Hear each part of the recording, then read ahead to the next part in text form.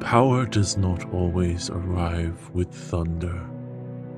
Sometimes it arrives with parchment. 30 years ago, Victor Costello was not a leader. He was the son of a butler, raised in the shadow of nobility, serving men who would never see him as equal. He wanted something different, not cruelty, not conquest, freedom. And freedom, he believed, required power. He was approached quietly, no banners, no threats, only opportunity. A senior warden of the coalition would soon be removed. Evelyn Argent, respected, capable, difficult to influence. Victor was told the removal would happen regardless of his involvement, though he was offered her position once it was done. All he had to do was agree. He signed. Evelyn died. The crime was redirected. The butcher took the fall. Public outrage was steered. A new senior warden rose, efficient, ambitious, controllable. Victor Costello. At first, the arrangement seemed simple. Approve a trade route, delay an investigation, reassign a patrol, minor adjustments, administrative decisions, but each signature carried weight. Black steel shipments passed through coalition oversight without inspection. Reports of drained nobles were marked inconclusive. The response to the Stonehaven massacre was misdirected just long enough to prevent certain truths from surfacing. Victor did not know the full scope of the force guiding him. Orders came through sending spells, never face to face, never named, only instructions, only expectation, and gradually control. Then the cost expanded.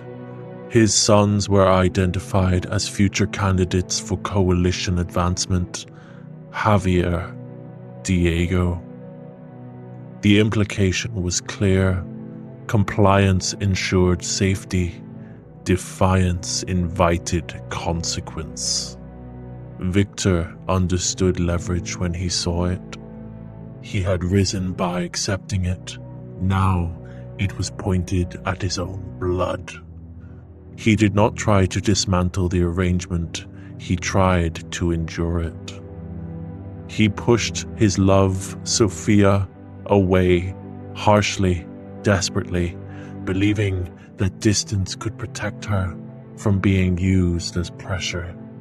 He encouraged Javier into coalition ranks to maintain appearances, and when Diego fled Stonehaven, Victor did not truly pursue him. He staged pursuit. He sent Javier outward, but misdirected resources, delayed responses, ensured that Diego stayed beyond immediate reach. He scried on his sons not to capture them, but to confirm they still lived.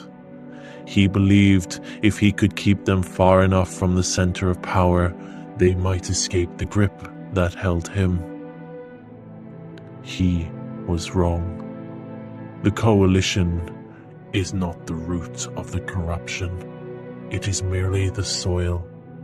And Victor Costello has been planted in it for 3 decades. He is not innocent. He signed the first document willingly. He approved the second By the 10th, he no longer had a choice. He has spent his life maintaining a structure he secretly fears, not because he desires power anymore, but because the moment he stops, the leverage shifts, and this time, it will not be aimed at him. It will be aimed at his sons. Diego grew up believing his father to be cold, calculating, ambitious. The truth is far simpler. Victor Costello made one decision in his youth, believing he could shape it to his advantage.